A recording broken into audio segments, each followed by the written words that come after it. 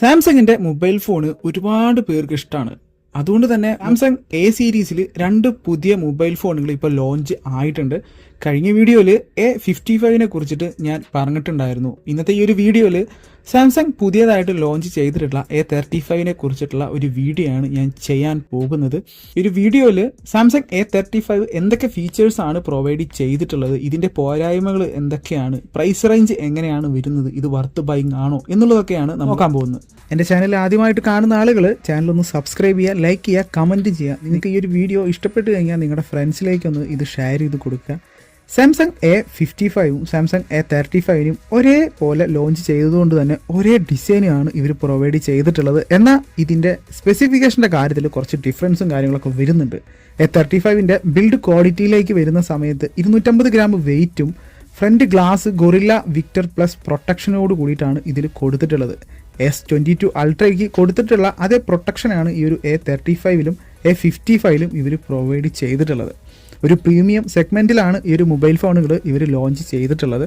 സാംസങ്ങിൻ്റെ signature pattern ആയിട്ടുള്ള ഒരു ഡിസൈനാണ് ഇവർ ഈ ഒരു മൊബൈൽ ഫോണിലും കൊണ്ടുവരാൻ ശ്രമിച്ചിട്ടുള്ളത്. പ്ലാസ്റ്റിക് ഫ്രെയിമാണ് A35 ഇവർ കൊടുത്തിട്ടുള്ളത്. ബാക്ക് പാനൽ ഗ്ലാസോട് കൂടിയിട്ടാണ് ഇവർ കൊടുത്തിട്ടുള്ളത്. IP67 വാട്ടർ ആൻഡ് ഡസ്റ്റ് റേറ്റിംഗോട് കൂടിയിട്ടാണ് ഈ ഒരു മൊബൈൽ ഫോൺ അവൈലബിൾ ആയിട്ടുള്ളത്.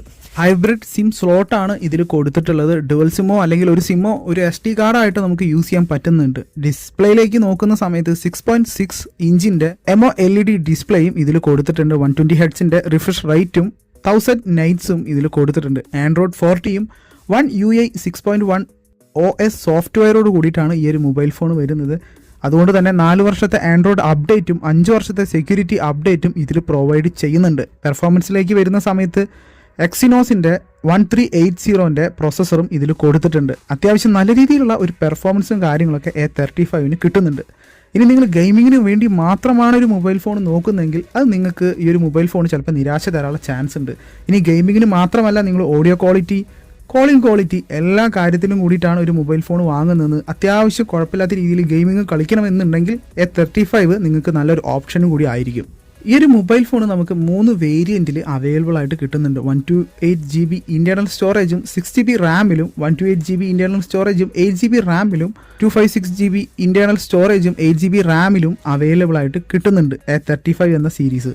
ഇനി ക്യാമറയിലേക്ക് നോക്കുന്ന സമയത്ത് ട്രിപ്പിൾ ക്യാമറ സെറ്റപ്പോട് കൂടിയിട്ടാണ് റിയർ ക്യാമറകൾ വരുന്നത്. 50 മെഗാ പിക്സലിൻ്റെ വൈഡ് ക്യാമറയും 8 മെഗാ പിക്സലിൻ്റെ അൾട്രാ വൈഡ് ക്യാമറയും 5 മെഗാ പിക്സലിൻ്റെ മാക്രോ ക്യാമറയോട് കൂടിയിട്ടാണ് വരുന്നത്. OISഉം ഇതിൽ സപ്പോർട്ടഡ് ആണ്. 13 മെഗാ പിക്സലിൻ്റെ സെൽഫി ക്യാമറയും ഇതിൽ കൊടുത്തിട്ടുണ്ട്.